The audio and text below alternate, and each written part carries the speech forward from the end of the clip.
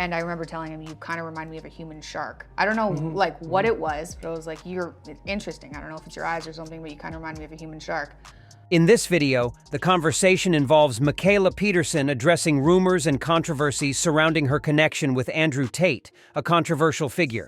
She provides context, explaining that in 2019, she met Tate when he invited her to Romania to discuss potential business opportunities, including the creation of a subscription platform.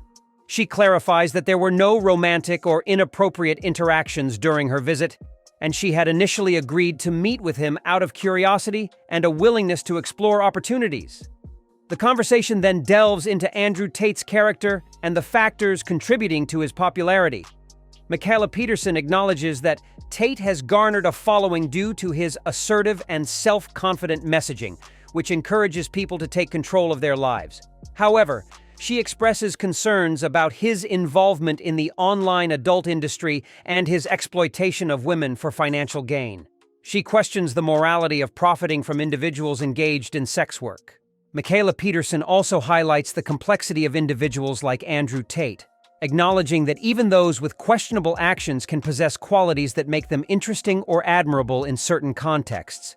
She mentions the need for curiosity and the desire to understand people's motivations, even if they have controversial or morally questionable aspects to their character.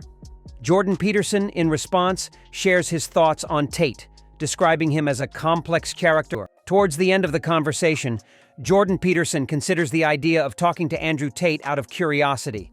Can we talk about two things? Sure. Okay, one, I've been getting fairly tortured on Twitter about this Andrew Tate thing.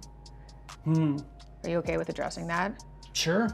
Okay, so I think first, before we get started, and I only want to talk about this once because I'm very bored of this, delve into this too much, but I think a bit of clarification on my end. In 2019, I was in Germany and Andrew Tate bought me tickets to fly to Romania to go discuss business and then to fly back to Canada.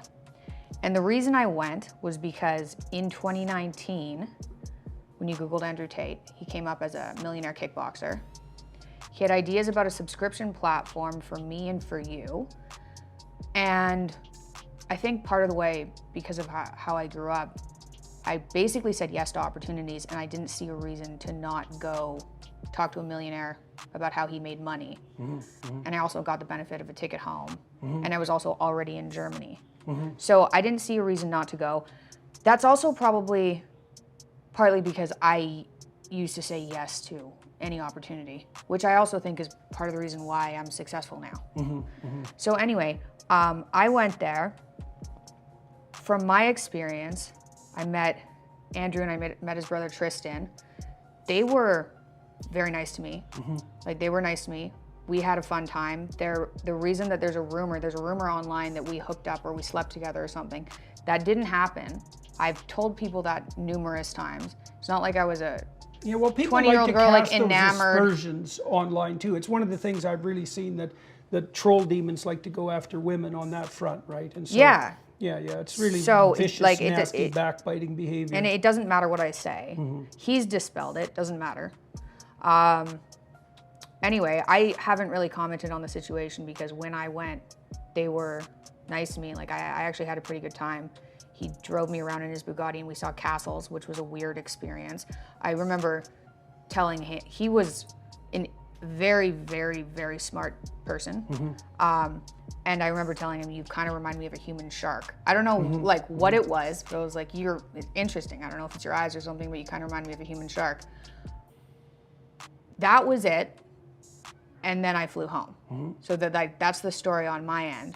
Now, I wanted to address that because people have been bothering me on Twitter for like 2 years or 3 years because of pictures of us smoking cigars or having a vodka or something, because I did. And it was fun.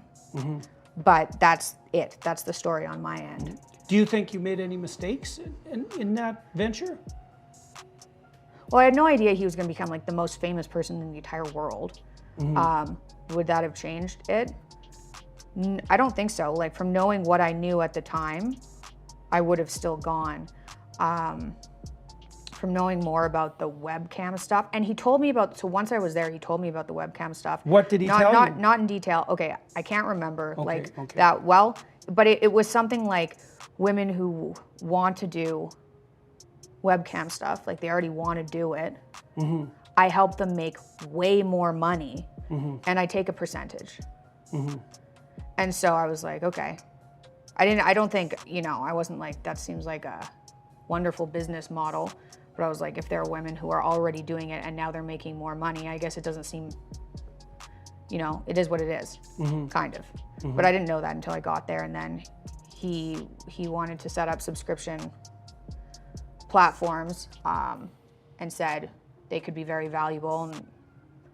And we'd already been kind of looking into that because you'd had some issues with social media. I was worried you were going to get banned on sites. And so I was already thinking it would be good to set that up with a subscription platform. Gmail canceled me at one point. Yeah, I know. About that time. Yeah, it was ridiculous. So it was like, it would be good to learn how to do the subscription platform. Anyway, so I kind of went there to like scope things out. And it was a very interesting experience and they were nice to me. That's like the story. Yeah, well, I hesitate to talk about Andrew Tate because I don't know that much about him, But I'll tell you what I know and what I think, and people can take it for what it's worth. I mean, the first question is, why is he so popular? And the answer is, well, if you have to choose between being depressed and anxious and laying downstairs and covering yourself with Cheeto dust and looking at pornography and being timid and never going out, or listening to someone like Andrew Tate who says, like, get the hell out there and take the world, like, that's better. That's the shadow, right, speaking in some ways, right? Like, if you're naive and timid and anxious and intimidated and useless and resentful, there's going to be a bit of a monster that needs to call to you to say, gird up your loins and get the hell out there in the world. And so it's better to be a monster than a rabbit in some ways, right? Or at least there's some utility in the more monstrous predatory path that isn't there in the pathetic rabbit path. And that's partly because if you are a pathetic rabbit, you're going to become a predator anyways. You're just going to become a dark, backdoor, backbiting, gossip-mongering, resentful monster. Society's also pushing that on men in yes, particular. Constantly. Like, be well, and weak. I knew, and I warned people repeatedly that if the culture kept emasculating men, that men who said, to hell with that, I'd rather be a monster, would become extremely popular. Now, and Andrew Tate is emblematic of that in many ways, because the first thing you got to say about him is that he's genuinely tough, right? So that's not a front. That's not a front. He's a fighter. And you can't take the courageous element of being a fighter away from someone who will actually step in the ring, right? And so now, and then you said Tate's intelligent, and what that means as well is that some of the things he says are going to be of value. Now, why he says those, that's a whole different issue. The thing that disturbs me is that, like, I'm not very fond of the whole online porn thing in any way. And I don't think that it's okay for young women to monetize their sexual attractiveness online. I think that leads to a very dark place for them, even if they're successful, because becoming successful hurts your soul. You don't become successful by exploiting yourself. And you might think, well, I can exploit myself. It's like, you can't treat yourself like a psychopath would treat you and get away with it even if the psychopath that's doing that is yourself. That doesn't work. That's why psychopaths aren't very successful, because they exploit themselves just like other people. And so I don't like the whole online porn thing. And then my understanding, and I've watched him apparently agree to this characterization online. It's hard to get I'm not trying to be the jury here because I haven't heard the whole damn story, but from what I've watched is he would enter into relationships with women and tilt them in the direction of generating like an OnlyFans following and monetize that and then take a percentage. And there isn't anything about that that I think is acceptable. And you could say, well, women are the captains of their own soul, and if they want to monetize their own attractiveness, then what the hell, why not do it? And if they're going to do it anyways, I can help them, and if I help them, why not take a piece of the action? And the answer is, to me, the answer to that is, Well, how about because it's ignoble and wrong?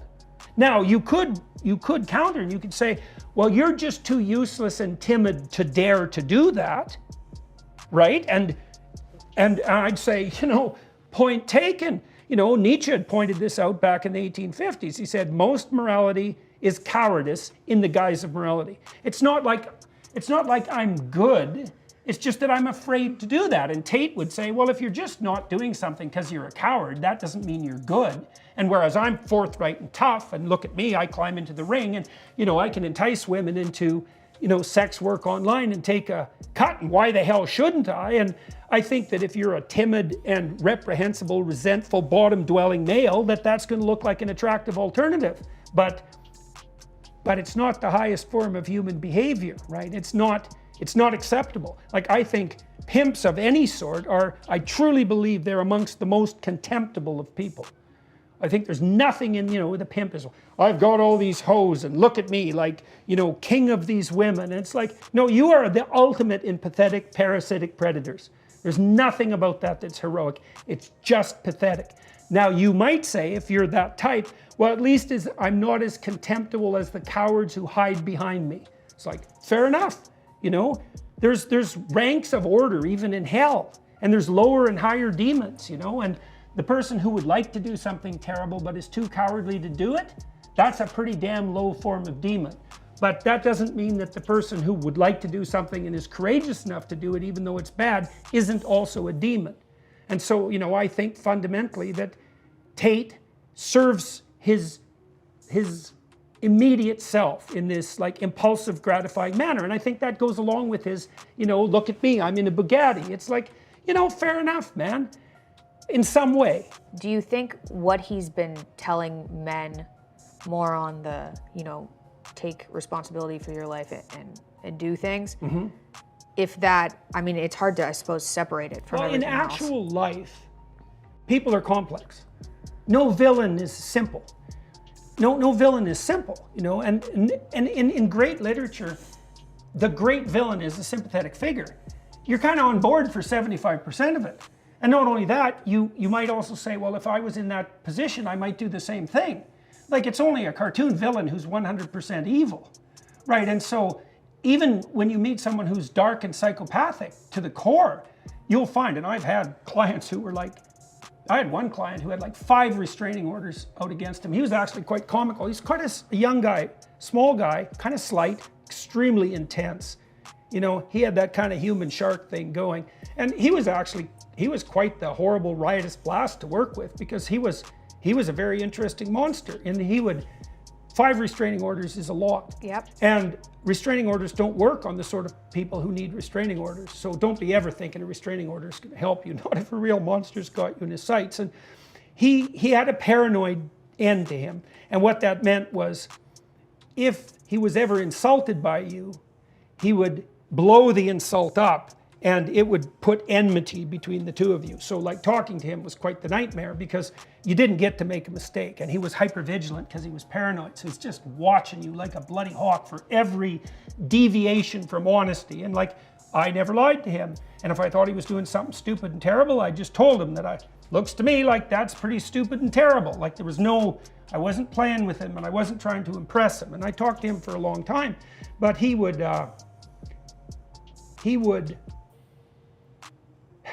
I remember he told me one time about going into a bank, and he met one of those tellers that, you go into an institution sometime, you meet somebody with bureaucratic personality disorder, and they decide that the good thing to do that day is to just screw up your life with some idiot complication just because they can. It's my job. Right, yeah, well, I have to do this, and they're playing their little power game because they're like Dostoevsky's underground man, and they're resentful to the core, and so they're going to just screw around with you. Well, now and then someone would do that with him.